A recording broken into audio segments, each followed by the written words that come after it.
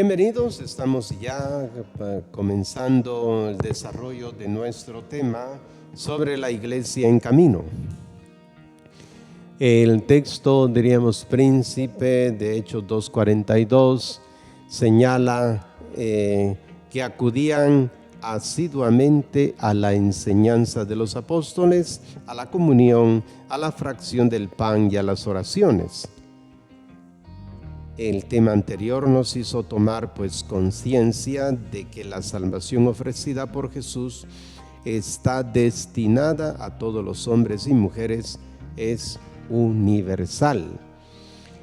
Ahora bien, el énfasis se centra ahora en la continuidad e identificación entre el camino de Jesús, que presenta San Lucas, y la iglesia como camino, es decir, una comunidad de discípulos del camino.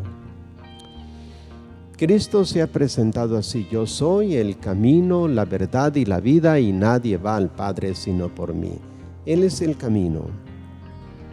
La palabra hebrea halakha, que significa copiar la vida de un maestro.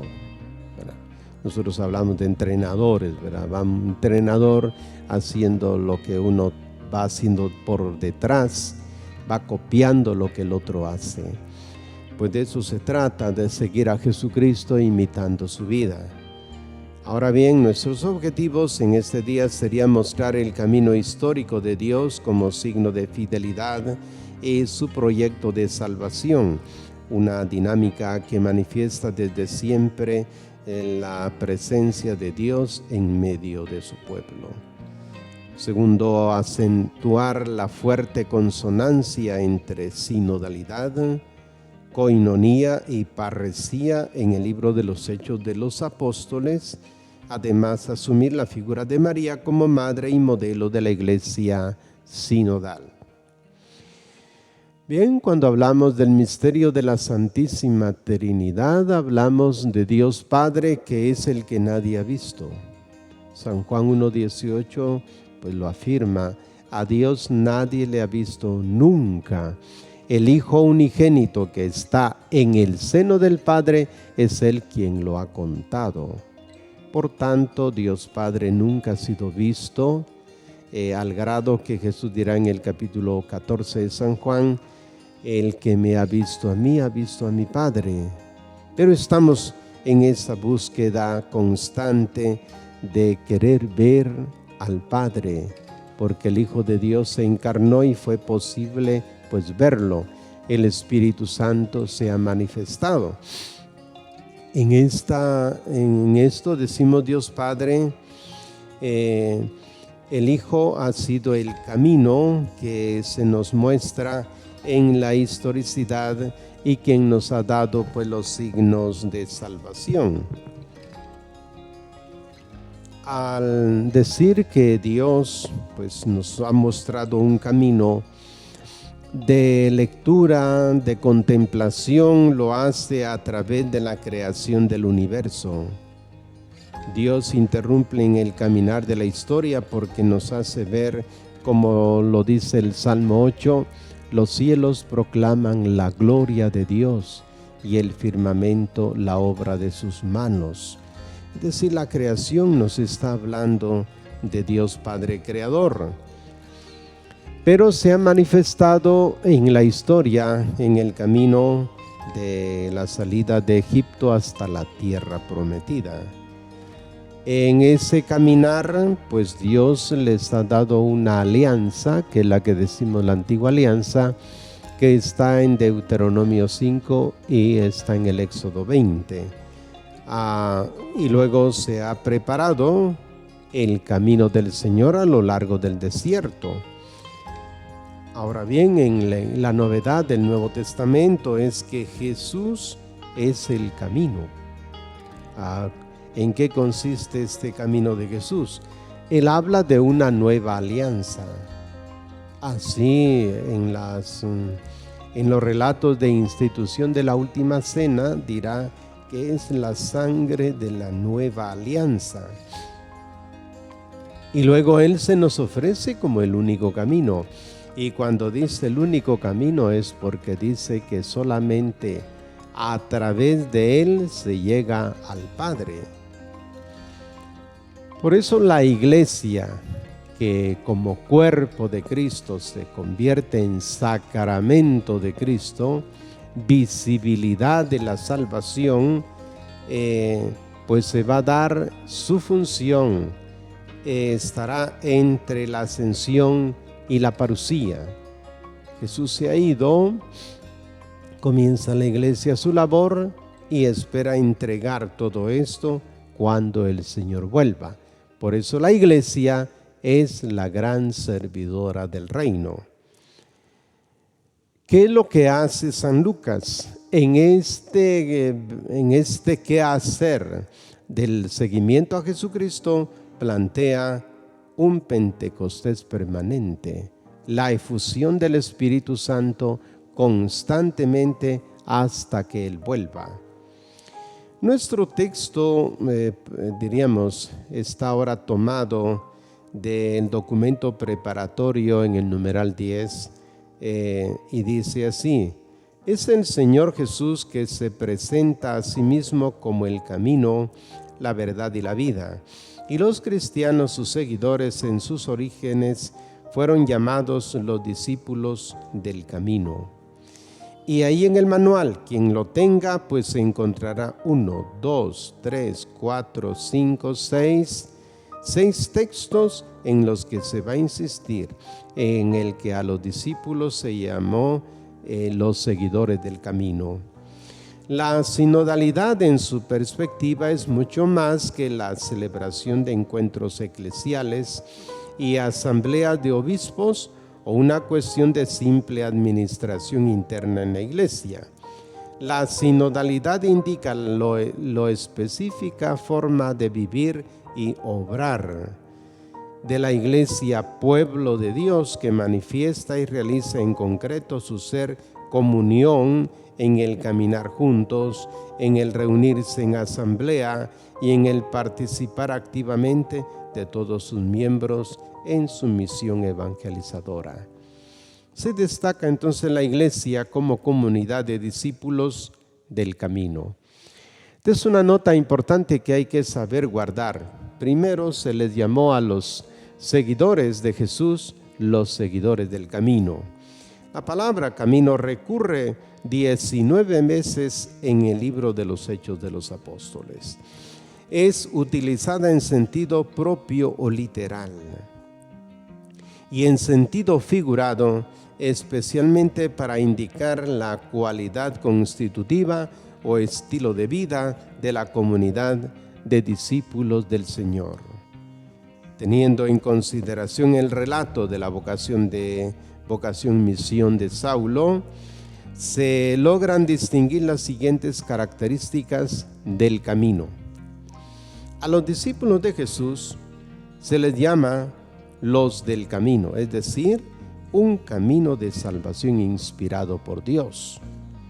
Podría haberse originado en las palabras en las que Cristo afirmó ser el camino, así como ser la verdad y la vida, o en su lenguaje sobre el camino estrecho que lleva a la vida eterna, o quizás en la profecía de Isaías, citada por Juan el Bautista, en cuanto precursor del camino del Señor. Los del camino es un punto importante que influye en la orientación de la comunidad en su forma de ser, de pensar y de actuar. Quienes se iban integrando a la comunidad cristiana asumían esta forma de vivir siendo los del camino, es decir, discípulos de Jesús. Será hasta más adelante que a los discípulos se les llame cristiano. Ese es un título que aparece en Hechos de los Apóstoles 11:26. Fue en Antioquía, dice, donde por primera vez se les llamó cristianos. Los del camino también hace referencia a un nombre del mismo Jesús. Ser del camino equivale a ser de Jesús. De hecho, Saulo se reconoce como un celoso perseguidor del camino. Jesús le dijo: soy yo a quien tú persigues. Dentro del mensaje de San Lucas, el encuentro con el Señor ocurre a través de una experiencia itinerante de camino. Por tal razón, no es algo estático, pasivo, estancado, sino más bien algo vivo, activo, en constante movimiento. En su caminar, Jesús se encontró con toda clase de personas necesitadas, y Él era el caminante que se tomaba tiempo para atenderles. Las necesidades eran múltiples. En esa época de inmensa pobreza de la mayoría, la enorme riqueza de unos pocos y un poder opresor romano que condicionaba cada aspecto de la vida. Caminar es la mejor manera que tiene uno para sentirse vivo, y hacerlo en el Espíritu de Jesús. Es la mejor manera de hacer que otros vivan también. Qué hermoso sería si todavía nos llamáramos así, los del camino. En los Hechos de los Apóstoles, entre sinodalidad, coinonía y parresía. Es un título que está en el numeral 2 de este manual y dice así: los Hechos de los Apóstoles describen los orígenes de la Iglesia y cómo los primeros discípulos de Jesús continuaban su misión. Este es el único relato que nos habla de este tema en todo el Nuevo Testamento. Mientras que los evangelios narran el significado de la vida, muerte y resurrección de Jesús, Hechos retoma el relato desde la resurrección y la ascensión de Jesús y traza el desarrollo de la misión de la iglesia naciente. Hechos de los Apóstoles proporciona una especie de hilo conductor siguiendo el esquema de promesa-cumplimiento entre el éxodo de Israel en cuanto pilar fundamental de la profesión de su fe e identidad como pueblo elegido, con el nuevo éxodo de Jesús y la iglesia. Tres caminos que se unifican y vivifican en Jesús y por Jesús. Con ello muestra cómo el movimiento iniciado en Palestina se desarrolla mediante comunidades creyentes a lo largo del Imperio Romano en sintonía del plan salvífico. Los Hechos de los Apóstoles, entre otras cosas, fue escrito para animar, corregir, impulsar a las comunidades de creyentes a ser fieles al Señor Jesús y continuar el camino comenzado. Se deduce que estaban pasando momentos críticos, conflictos externos e internos. Van corriendo los años y hay desgaste, cansancio en las comunidades. Ante ello se enfatiza que seguir el camino significa asumir la sinodalidad como estilo de vida, desde la coinonía, es decir, perseverando en la comunión fraterna a pesar de los diferentes, porque la unidad que del Señor, la unidad que se da por el misterio de Dios, Dios Padre, Dios Hijo y Dios Espíritu Santo, esta unidad se debe concretizar en una actitud libre, responsable, entusiasta, veraz, valiente, audaz, confiada, apasionada por ir más allá de lo conocido, hacia las periferias y a las fronteras, propagando el reino de Dios. Así la iglesia camina, abre camino y se hace caminar al andar. Así que los tres caminos: Israel, Jesús, la iglesia. Tres caminos. El camino de Israel es bien conocido, marcado por un tiempo de preparación y caracterizado por la primera alianza entre Dios y el pueblo de Israel. Es representado por el actuar profético de Juan el Bautista, el último y mayor de los profetas, en quien culmina la obra de los patriarcas de Moisés y de David. Por medio de ellos se revela Dios Padre, el verdadero protagonista de todo el camino, que durante este tramo lo promete y programa. Todo el camino está determinado por el Padre, incluso los hechos desagradables y negativos tienen carácter de cumplimiento. Manifiestan la fidelidad de Dios siendo motivo de acción de gracias y en los casos negativos de conflicto. Ahora, cuando Jesús comienza su trabajo, se abre el camino de Jesús. Más que indicar al final de su existencia o su misión terrenal, constituye ahora desde la óptica del evangelista San Lucas el camino del Mesías encarnado, significando la presencia actuante de Dios en el camino de la historia.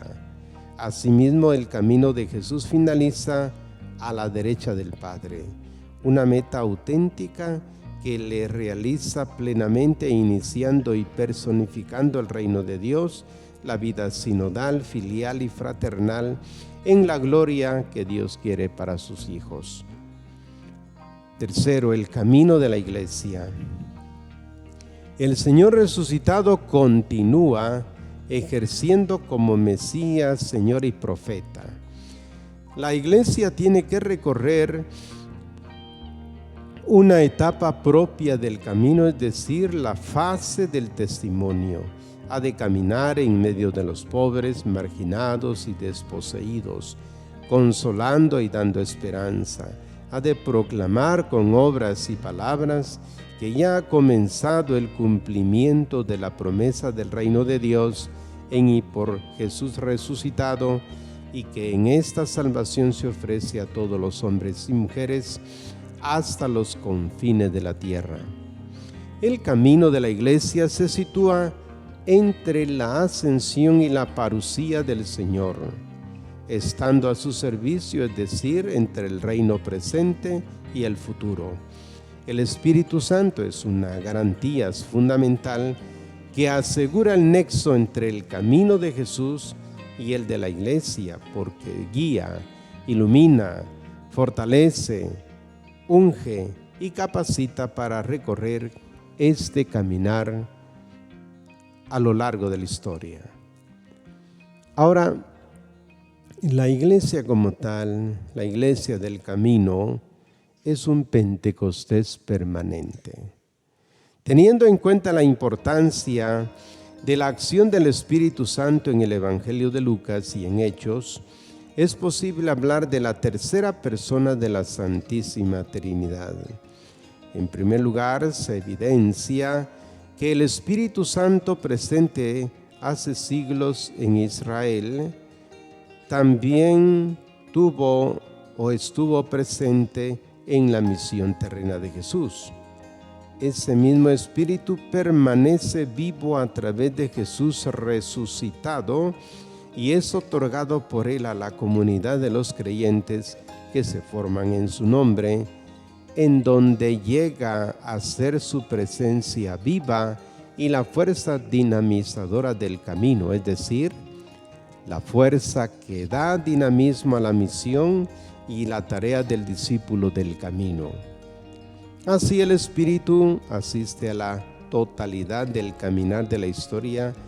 Israel sigue siendo pues a través de Jesús la Iglesia, o podríamos decir tiempo de misión.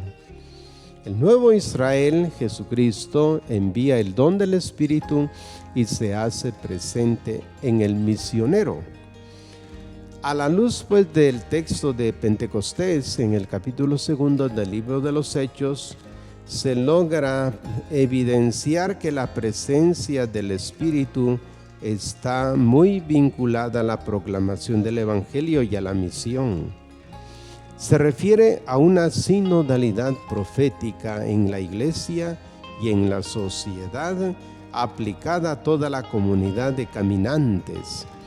De hecho, la novedad que aporta Pentecostés es que el don del Espíritu llega en su plenitud y para todos sin excepción alguna, es decir, se derrama no solo en los grandes líderes como se pensaba en el Antiguo Testamento, sino para todos los creyentes. Por eso su eficacia se prolonga y emerge en los momentos significativos de la historia de la Iglesia, naciente, por ejemplo, en la conversión de samaritanos. Hay como un nuevo Pentecostés. En la conversión de Cornelio, que para Lucas es el primer representante no judío que se convierte, o cuando Pablo se convierta o se encuentra con los discípulos de Juan Bautista en Éfeso. Además, es el Espíritu el que toma la iniciativa en la nueva misión de Pablo y Bernabé. Por eso se les declara enviados en misión por el Espíritu Santo, antes del llamado primer viaje de Pablo. Y en este mismo Espíritu el que se aparece a Pablo para trazarle el camino de la misión hacia Europa. Así pues, el Espíritu no solo mantiene vitalmente la vida interna de la comunidad, sino que la hace también descubrir caminos nuevos en su evangelización. Ser camino, ser iglesia del camino, es dejarnos mover por el Espíritu Santo que sigue impulsándonos a abrir nuevos horizontes. Ahora, pues ciertamente el papel de la primera discípula, que es la madre de nuestro Señor Jesucristo, la Virgen María, es madre y modelo de la Iglesia sinodal.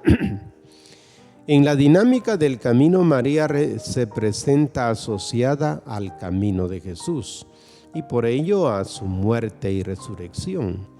En medio de los desafíos, María responde aceptando la palabra de Dios. Luego se pone en camino, en actitud de servicio, llevando a Jesús y por ende la alegría, fiándose de Dios que cumple sus promesas y orando con constancia en comunión con los apóstoles. Sí, por eso encontramos ciertamente en este relato a María, que no pertenece ciertamente al grupo de los apóstoles, pero es la primera discípula, es presencia activa y animadora de la oración y la esperanza de la comunidad. Permanece animando a todo seguidor de Jesús en medio de esos momentos difíciles y recibiendo la fuerza del Espíritu Santo. En cuanto mujer creyente, oyente de la palabra, discípula y misionera, hace camino con otros. No está aislada, muda, sola, sin relacionarse con nadie o solo con Dios. Se encuentra perseverando en oración y acción en el comienzo de la evangelización, de la difusión y propagación de la palabra en la iglesia.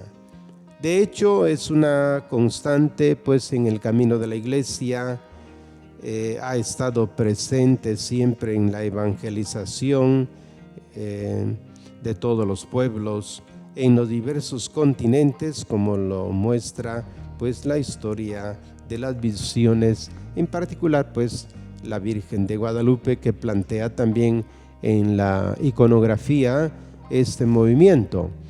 Se aparece y va en camino.